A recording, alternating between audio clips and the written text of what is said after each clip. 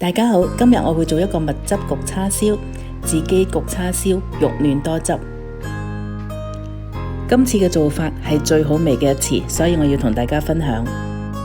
我準備咗有2磅嘅梅頭肉啦，梅頭肉有少少帶肥，所以焗出嚟嘅叉燒呢會好多汁，好嫩。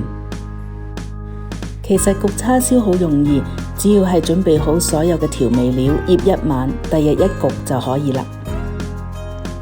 首先準備一個深啲嘅大碗，然後放入保鮮袋，將所有嘅調味料放落去。生抽1湯匙，老抽1湯匙，蠔油半湯匙，紹興酒1湯匙，蜜糖2湯匙，白糖3湯匙，麻油1茶匙，五香粉1/4茶匙，少少就夠㗎喇。胡椒粉1/4茶匙，亦都係少少。南乳1細嚿啦，如果你啲南乳係大嚿嘅話呢，就用半嚿就得啦。將所有嘅調味料撈勻，撈勻之後放入所有嘅梅頭肉。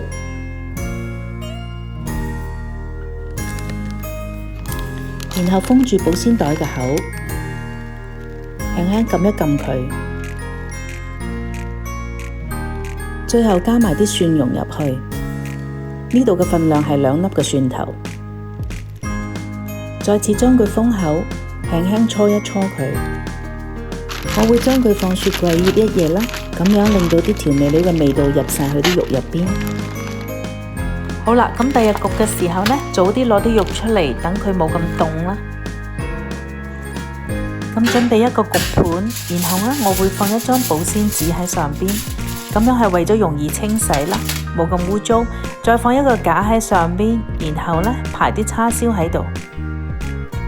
咁焗嘅時候，啲叉燒唔好擺得太密啦，之間有啲空位，咁樣就好啲。然後我會擺喺焗爐嘅中層啦，中間位置。咁我 set 咗個焗爐370度，大概係焗45分鐘。咁我焗咗15分鐘之後呢，我會將啲叉燒呢，將佢反一反。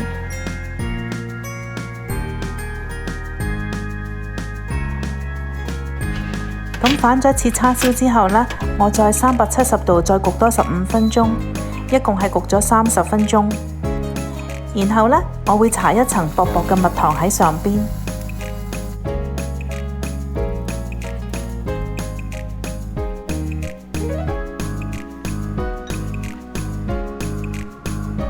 咁搽完蜜糖之後呢，我就將個溫度加高，加到420度，再焗多10分鐘。咁如果見到啲叉燒呢，個角同埋個邊嗰度呢已經有啲燶燶地啦，咁就 OK 噶啦。每個焗爐嘅溫度都唔同啦，同埋肉嘅大細都會決定焗嘅時間嘅長短嘅。咁你哋要作出適當嘅調整啦。好啦，今期嘅蜜汁焗叉燒就完成噶啦，希望你哋鍾意。如果你可以嘅話，幫我訂閱同埋分享，我哋下個星期再見。